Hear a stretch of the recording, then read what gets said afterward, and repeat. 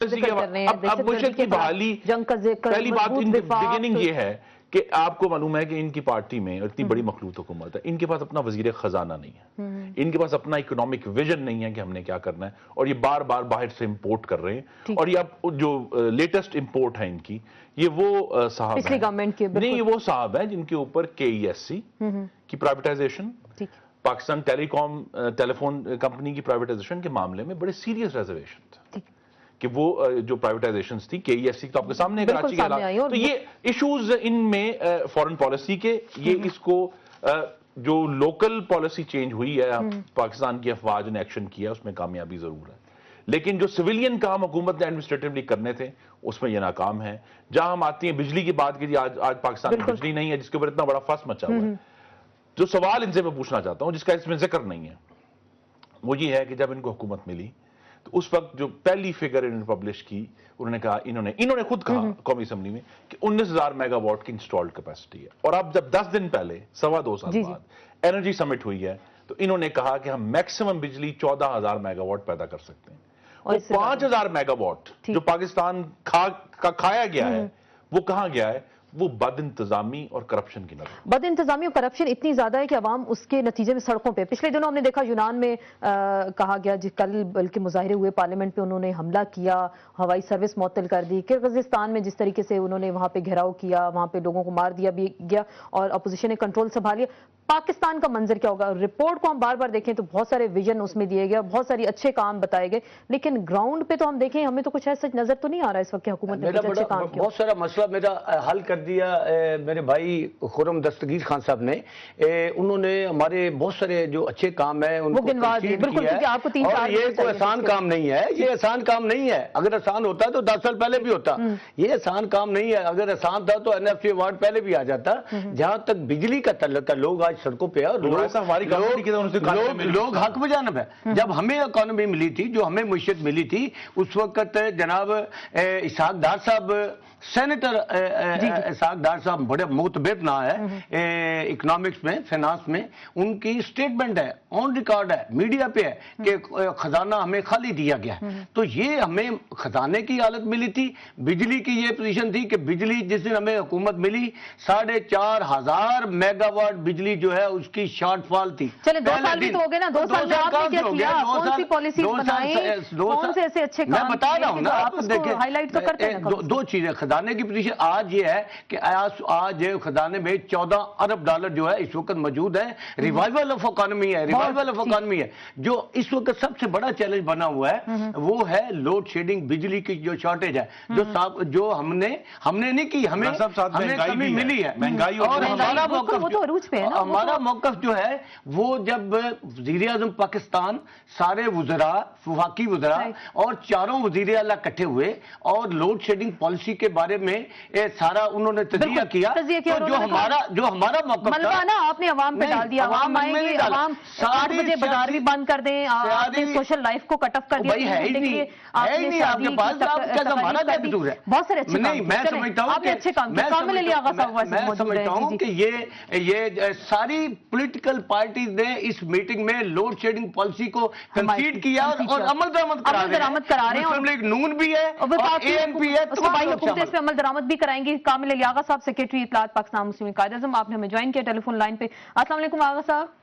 جی وعلیکم السلام۔ جی آغا صاحب، آپ نے حکومت کی 2 سالہ رپورٹ دیکھی ہوگی پرفارمنس کی، بڑی کلرفل رپورٹ ہے، اس کو ہم ڈسکس کر رہے ہیں۔ حکومت نے اس میں بہت سارے اچھے کام گنوائے، گراؤنڈ پہ آپ کیا دیکھ رہے ہیں؟ جیسے ابھی امتیاز صفدر وڑائی صاحب کہہ رہے تھے خزانہ ان کو خالی ملا، بجلی کا شارٹ فال بہت زیادہ تھا، بالکل جب ان کو حکومت ملی تو ان کے پاس کچھ بھی نہیں تھا، لیکن انہوں نے پھر بھی عوام کے لیے بہت سارے اچھے کام کیے۔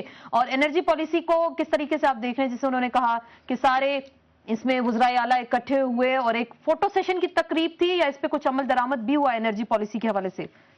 آسما دیکھیے، یہ انرجی پالیسی تو پھر ہوتی کہ اگر کوئی پیداواری یونٹ انہوں نے بڑھانے کی پالیسی اڈاپٹ کی ہوتی۔ انہوں نے تو سارے کا سارا، یہ تو میں پہلے بھی اس میں سمپل تبصرہ کر چکا ہوں کہ ان کی انرجی پالیسی یہ ہے کہ وزیر اعلیٰ پنجاب بڑکے مار رہے تھے کہ میں دروازے بند کر دوں گا، تالے لگوا دوں گا اور اس وقت باہر نکلنے دوں گا وزیر اعظم کو جب ये लोड शेडिंग का मसला हल हो जाएगा। ये तो वही बात हुई जैसे कि नमाजें बख्शवाने गए थे और रोजे गले पड़वा के आगे। ये मैंने मेरे ख्याल में आपके पहले भी हमारे प्रोग्राम में ही बोला था। तो देखें ये कैसी, अगर वजीर जो है इस किस्म की बात करें, मैं बड़ी अदब के साथ कर रहा हूँ कि ये कहते हैं जी 16 अरब डॉलर जो है खजाने में पड़े हैं। और भाई खुदा के लिए अवाम को इस तरह झूठ के सहारे पे, वो तो मर रहे हैं, वो तो उनका पेट खाली है, आप उनको NFC अवार्ड दिखा रहे हैं, भरे हुए खजाने दिखा रहे हैं, उनको ये क्यों नहीं बतलाते कि 650 अरब डॉलर जो है आपने IMF से अब तक कर्जा जो है वो वसूल कर लिया है, अभी अगली किस्तें जो है वो आप वसूल करने वाले हैं। पूरी पाकिस्तान की तारीख में पिछले 20 साल के अंदर जितना कर्जा था उसको आपने डबल कर दिया है। लोग लोड शेडिंग से मर रहे हैं, बेरोजगार हुए हैं, सड़कों पे निकले हुए हैं। आटा जो है वो 9 रुपए वाला 34 रुपए किलो करवा दिया आपने। 27 रुपए वाली चीनी जो 27 रुपए में आम बिक रही थी, जो हमारे दौर में 21 रुपए बिकती रही, वो आपने 27 रुपए से एकदम 90 रुपए तक बिकवा दी। ये आपकी गुड गवर्नेंस है, ये आपकी 2 साल और 4 माह की कारकर्दगी है। आप 2 साल 4 माह को और कम कर ले, 2 साल कर ले, आप जितना मर्जी कम करने की कोशिश करें। आवाम को तो पता है कि 2 साल 4 माह हो गया, और उनका पेट्रोल आप 21 रुपए पहले नफा ले रहे थे, 11 रुपए और बढ़ा दिए आपने पिछले 45 दिन के अंदर। आप हमारे साथ लाइन पे ही रहेंगे, आप हमारे साथ लाइन पे रहेंगे। हम बात कर रहे थे इम्तियाज सफदर वराई साहब से, और एनर्जी का थोड़ा जिक्र करें। थोड़ा सा यहाँ मैं जिक्र कर दूं, कहा गया था कि सरकारी ऑफिसेज में 11 बजे तक AC ऑन नहीं होगा, और कैबिनेट की मीटिंग हमने देखी वो 12 बजे स्टार्ट होती है कि 11:30 तक AC ऑन होंगे, कमरा जरा ठंडा होगा, सारे मिनिस्टर्स आएंगे और फिर उसके बाद कैबिनेट की मीटिंग भी 12 बजे स्टार्ट होगी। मैं अपने घर में AC लगाते ही नहीं हुआ।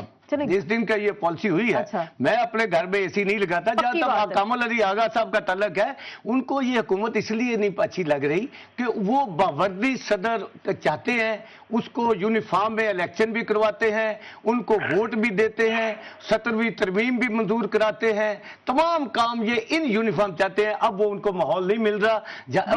भाई 10 साल आपकी हुकूमत रही है, आपने क्या कौन से पैदावारी यूनिट लगाए हैं? आपने तो मुझे बात मुकम्मल कर लेने दे। मेरे भाई हैं, मैं चाहूंगा कि आपने बातें बड़ी की हैं। वज़ीर आला पंजाब का भी आपने जिक्र किया, उन्होंने वज़ीर आला पंजाब ने तो ये कहा था कि हम इस मसले का हल करके, वहां कोई पावर जनरेशन नहीं हो रही थी वहां। मुझे बात देखिए, लड़ाई ऐसे नहीं होगा, मुझे बात मुकम्मल कर लेने देना। उनकी बात मैंने सुनी है, मैंने बड़े आराम से सुनी है। एक मिनट, इनकी हम बात अगर